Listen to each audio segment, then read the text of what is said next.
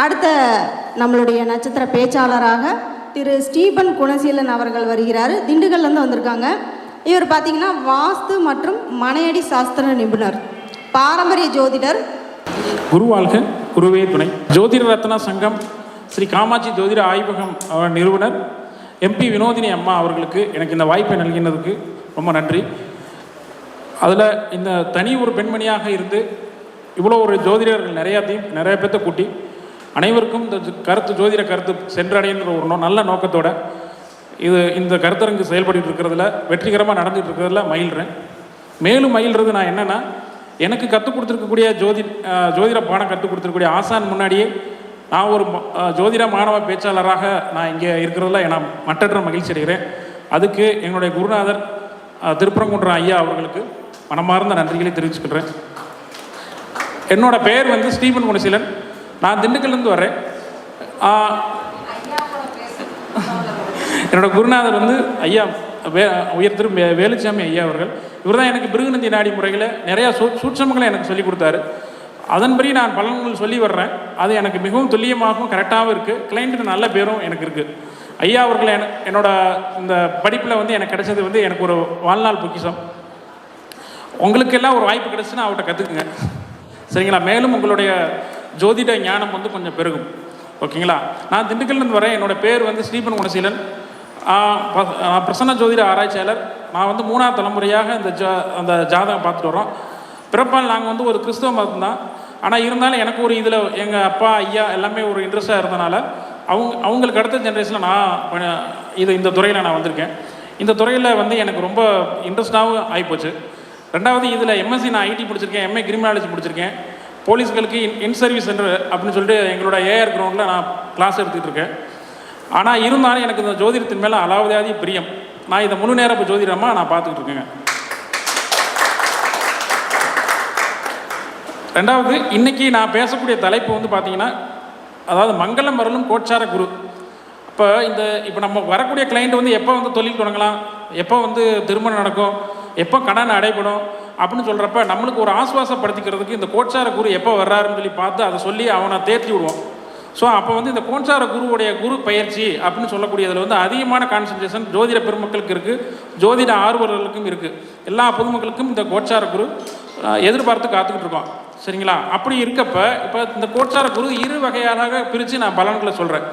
ஒன்று என்னென்னா, நம்மளோட ஜனன ஜாதகத்தில் இருக்கக்கூடிய குரு மேல் கோச்சார குரு வரும் சமயம் என்ன பலன்கள் நடக்கும், நம்மளுடைய சந்திர லக்னத்திற்கு எத்தனை பாவங்களில் கோச்சார குரு சந்திக்கிறப்ப என்ன பலன்கள் நடக்கும் அப்படின்ற இந்த 2 பெரும் பிரிவுகளில் நான் இன்றைக்கி உரையாற்றுறேன். அதில் ஃபஸ்ட்டு பார்க்குறப்ப சூரியன் மீது நம்மளுடைய கோச்சார குரு, நம்ம பிறந்த கால சூரியன் மீது கோச்சார குரு வர்றப்ப இந்த சூரியன் அப்படின்றது வந்து மாடி வீடுங்க. அப்போ யாரெல்லாம் மாடி வீடு கட்டணும்னு நினைக்கிறாங்கன்னா, இந்த உங்களோட கிளைண்டோட ஜாதகத்தில் அவங்களோட சூரியன் மேலே கோச்சார குரு வரக்கூடிய காலம் மாடி வீடு கட்டலாம். அரசியல் ஆதாயம் இருக்கும். இப்போலாம் நிறையா கட்சிகள் இன்றைக்கெலாம் வந்து நிறையா வந்துருச்சு. இதில் பதவிக்காண்டி இளம் ஆர்வலர்கள், இளம் இளைஞர்கள் வந்து பதவிக்காண்டி ஆசைப்படுவாங்க. இந்த சூரியன் மேல் குரு போகக்கூடிய காலம் அரசு சார்ந்திருக்கக்கூடிய செல்வாக்கு எல்லாம் உயரும்.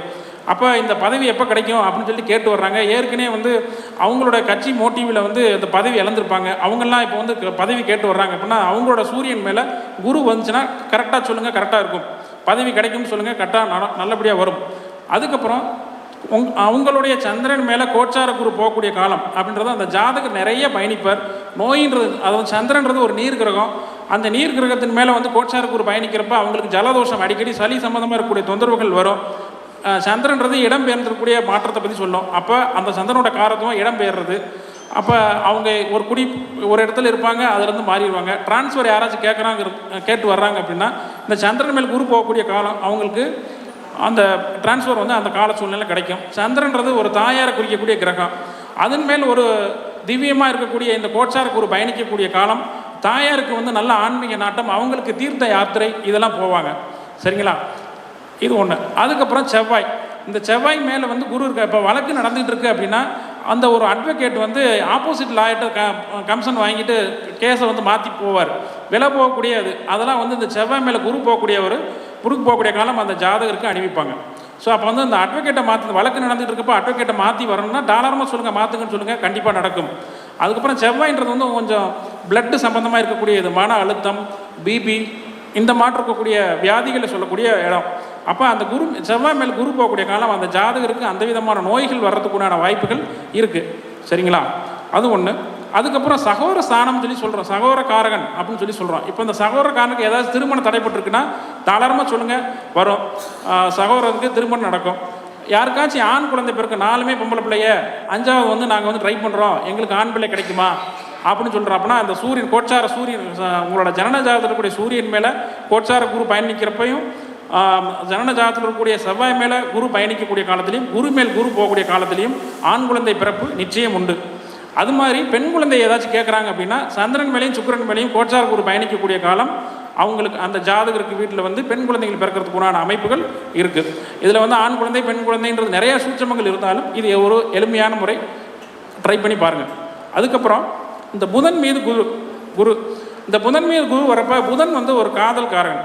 அப்போ ஏற்கனவே காதல் பண்ணி லவ் பண்ணி விட்டுருப்பாங்க. அந்த புதன் மேல் குரு போகிறப்ப அவங்களோட சந்திப்புகள் மறுபடியும் கிடைக்கும். அப்போ அந்த பெண் தோழிகளுடைய நட்புகள் திரும்பி கிடைக்கும். கல்வி அப்படின்றது கல்விக்காரகர். அப்போ கல்வியில் வந்து ஜாதகர் வந்து வெற்றி அடைவார். புதன் வந்து அறிவு காரகம்.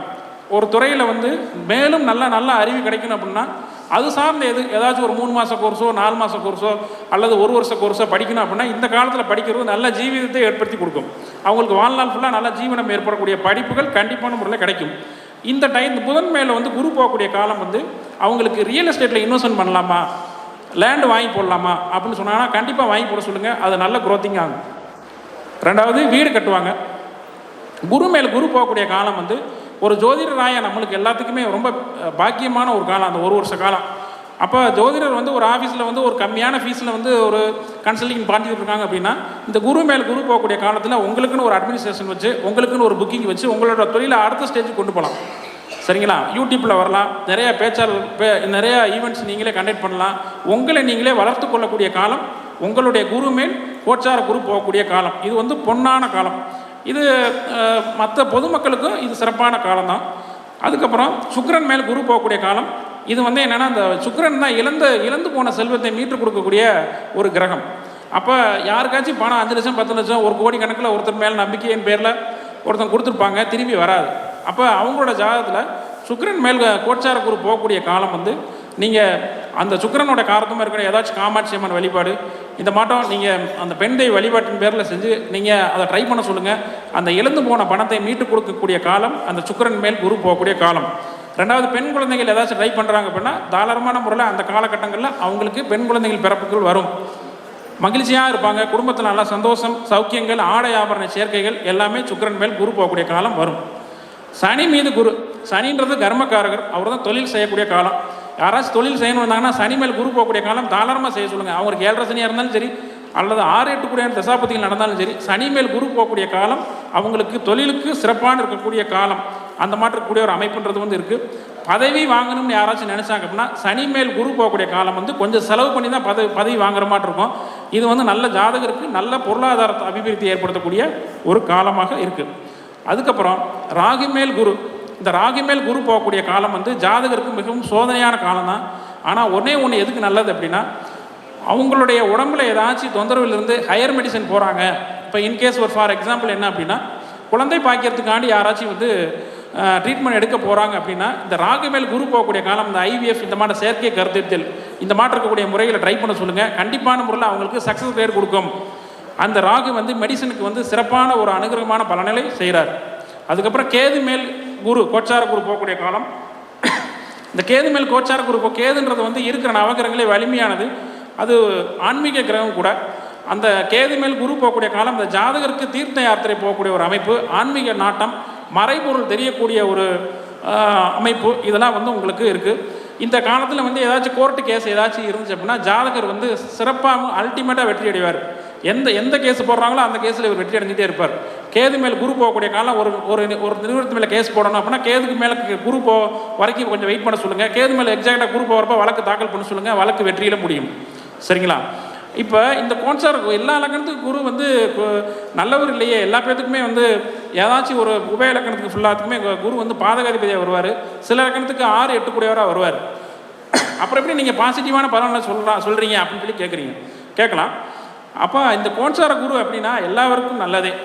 சரிங்களா? ஜனன ஜாதகத்தில் கூட அவருடைய தசா புத்தியில் வந்து அவருடைய ஜனன ஜாதகத்தில் இருக்கக்கூடிய குரு பலவீனமாக இருந்தாலும் பகையாக இருந்தாலும் கோச்சார குரு நல்லது செய்யவே வருகிறார். அதனால தான் நான் இந்த மங்களம் செய்யும் கோச்சார குரு அப்படின்ற ஒரு டைட்டிலில் பேச வந்திருக்கேன். இருந்தாலும் அவர்களோட தசாபுத்தி தான் வந்து இவங்களுக்கு மிகச்சிறந்த ஒரு பலன்களை ஃபைனல் பண்ணுது.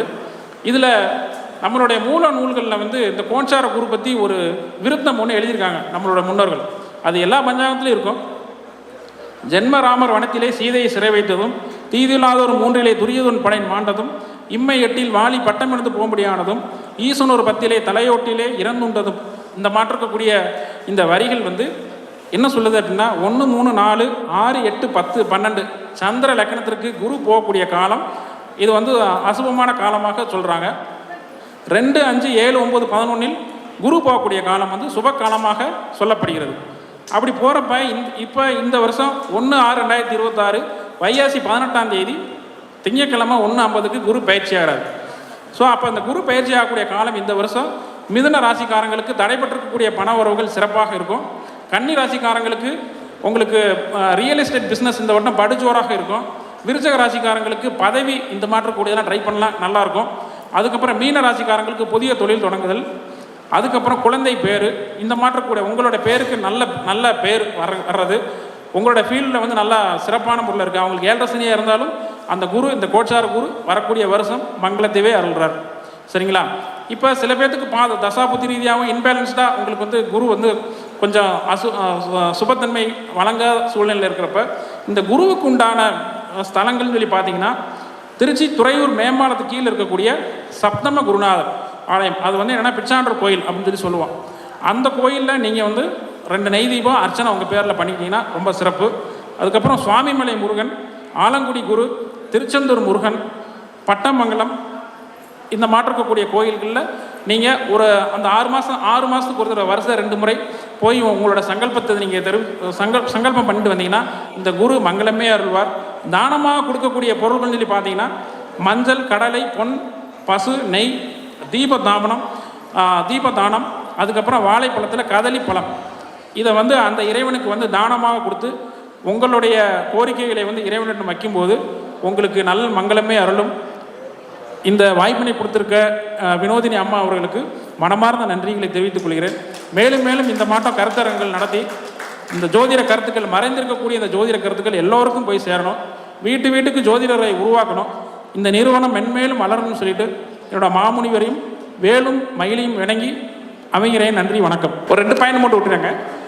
இது அதாவதுங்க இந்த குரு வந்து கிறிஸ்துவ சகோதரர்கள் வந்தாங்கன்னா அவங்களுக்கு வந்து இன்ஃபன்ட் ஜீசஸ்ன்னு சொல்லக்கூடிய குழந்தை இயேசு கோயிலில் கல்கண்டு வச்சு நைவேத்தியம் பண்ணி அவங்களுக்கு அங்கக்குள்ளே வரக்கூடிய குழந்தைகளுக்கு கொடுத்து அவங்களும் உண்டு வந்தாங்கன்னா அந்த குருவுடைய தோஷம் நீங்கும். முஸ்லீம் சகோதரர்கள் வந்தாங்கன்னா ஒட்டஞ்சத்திரம் பக்கத்தில் இருக்கக்கூடிய சக்கரபாபா கோயில், அங்கே வியாழக்கிழமை சக்கரபாத்தியா ஓதுவாங்க. அந்த சக்கரபாத்தியா ஓதுனாங்கன்னா அந்த குருவனுடைய தோஷம் நீங்கும். நன்றி. இது சொல்ல மறந்துட்டேன். என்னோட பேர் வந்து ஸ்டீபன் குணசீலன். என்னோட நம்பர் 9791777577. நன்றி.